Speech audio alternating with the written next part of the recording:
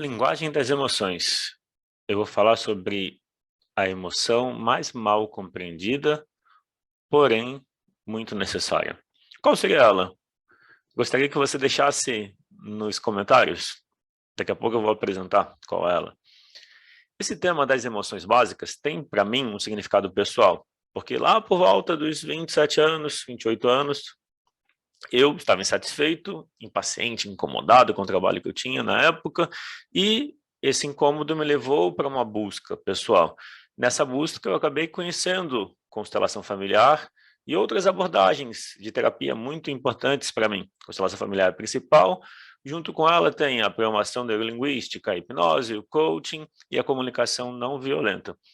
Nessa busca, eu passei a atender, a ser facilitador de constelação familiar desde 2012, grupos e sessões individuais. E sempre me trabalhei, sempre foi o meu foco. O meu porquê ser terapeuta, sempre a resposta era me trabalhar.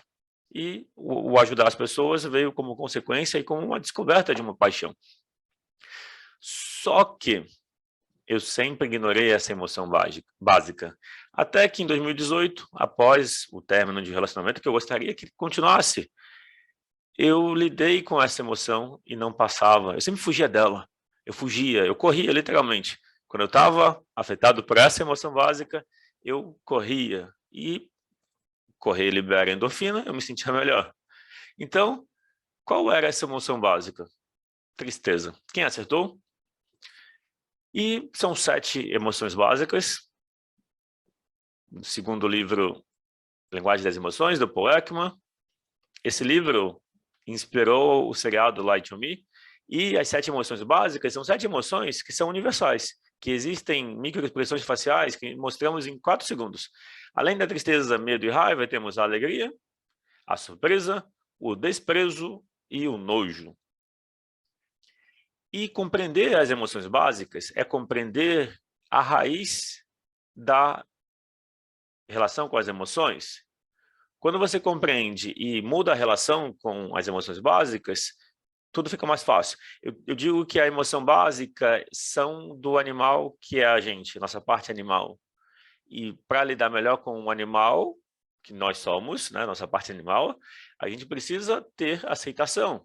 Só aquilo que a gente aceita, a gente se relaciona. Não aceitar a tristeza é não aceitar o que está presente no momento, então traz sofrimento.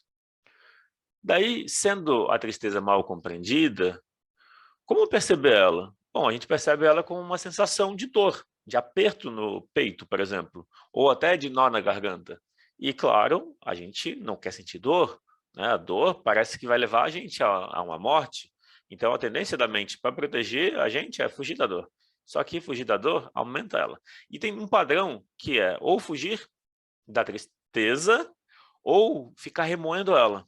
Às vezes a pessoa fala, eu lido bem com a tristeza. Como você lida? Quando eu estou triste eu sinto, fico lembrando de tudo que incomodou e fico chorando várias horas.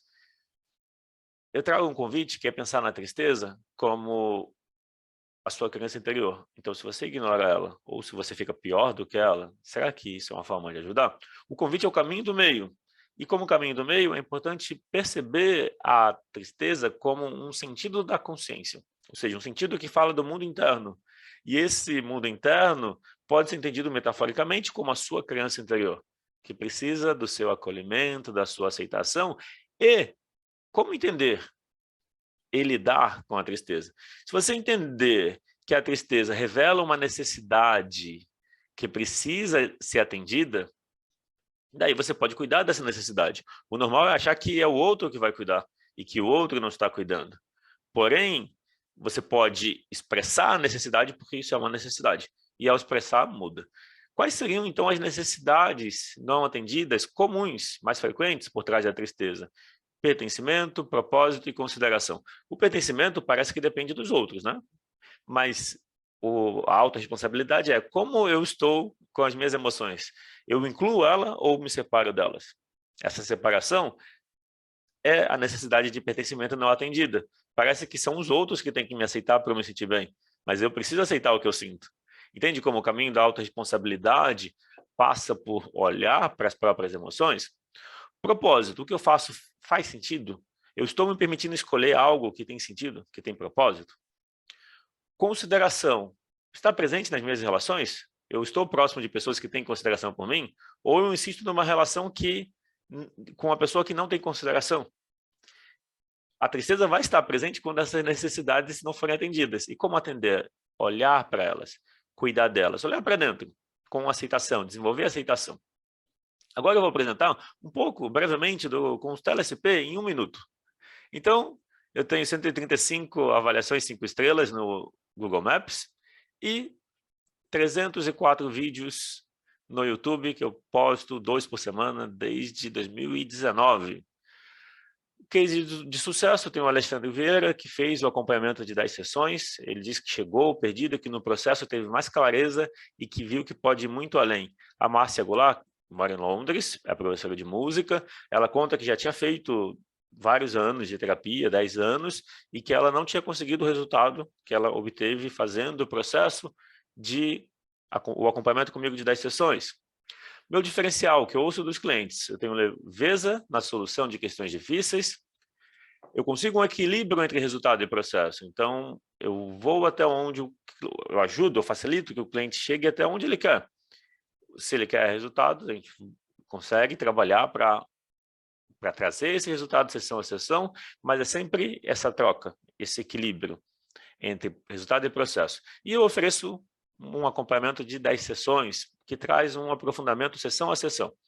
Boas referências, pessoas que buscam desenvolvimento pessoal e profissional, que querem melhorar relacionamentos, ou querem melhorar a satisfação pessoal e produtividade. Deixo como mensagem final uma frase do Jung, que é: quem olha para fora sonha, quem olha para dentro desperta.